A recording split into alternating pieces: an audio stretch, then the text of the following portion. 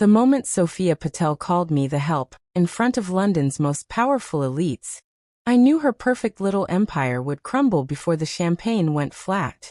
What she didn't know was that I had been sharpening the knife for months, and the final twist would cut deeper than she could ever imagine. The Dorchester ballroom glittered like a jewel box that night. Crystal chandeliers cast golden light over a sea of designer gowns, sparkling jewels, and crisp black ties. The air smelled of expensive perfume, aged whiskey, and quiet power. London's political predators, old money aristocrats, and media moguls circled one another with practiced smiles. My son Henry stood tall in his bespoke Savile Row tuxedo, proudly displaying his fiancée like a prized trophy. Sophia, radiant in liquid emerald silk that hugged her figure, was spinning her favorite fairy tale. From a tiny council flat in Tower Hamlets to this, she said with dramatic flair, one hand on her chest. The daughter of poor Indian immigrants who fought every step of the way. Hard work, pure determination. That's the British dream, isn't it? I adjusted the vintage diamond brooch on my midnight blue gown and watched her performance in silence. Lord Harrington, whose foundation I had quietly funded for 15 years, approached our group with genuine warmth. "Henry, wonderful to see you, my boy. And who is this graceful lady?" he asked, smiling directly at me. Sophia didn't even hesitate.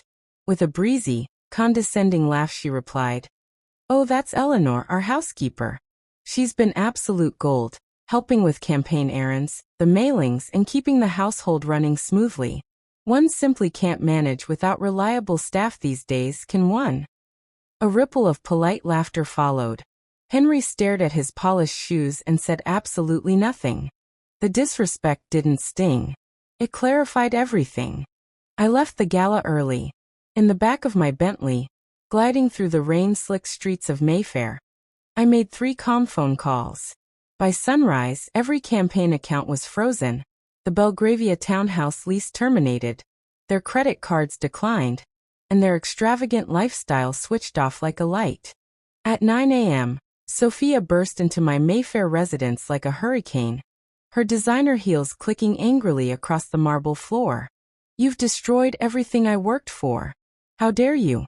I set down my Earl Grey tea and slid a thick folder across the antique mahogany desk. "Worked for? Darling, let's talk about real work." Henry stood beside her, pale and silent, looking like a lost schoolboy. Then came the twist that broke her completely. "Your real father isn't a struggling immigrant who died in poverty," I said coldly, my voice steady as steel. "He's Vikram Singh, a Singaporean billionaire who has been wiring you secret payments for years, over £1.8 million since you met Henry. I have every transaction, every offshore account, every fake sob story you fed the press and Henry. The council flat photos? Staged. The poor immigrant narrative? A carefully crafted lie." Sophia's face drained of color. Her perfectly painted lips trembled. You knew? "I knew from the first month you sank your claws into my son. I simply waited to see how far Henry would let you erase his own mother. The woman who built this family's fortune after his father passed." I stood slowly, my voice calm but final. "The campaign is dead. The wedding is cancelled. And Henry, you have 30 days to stand on your own feet. No money. No protection. No more illusions. Get a proper job. Learn what real struggle feels like."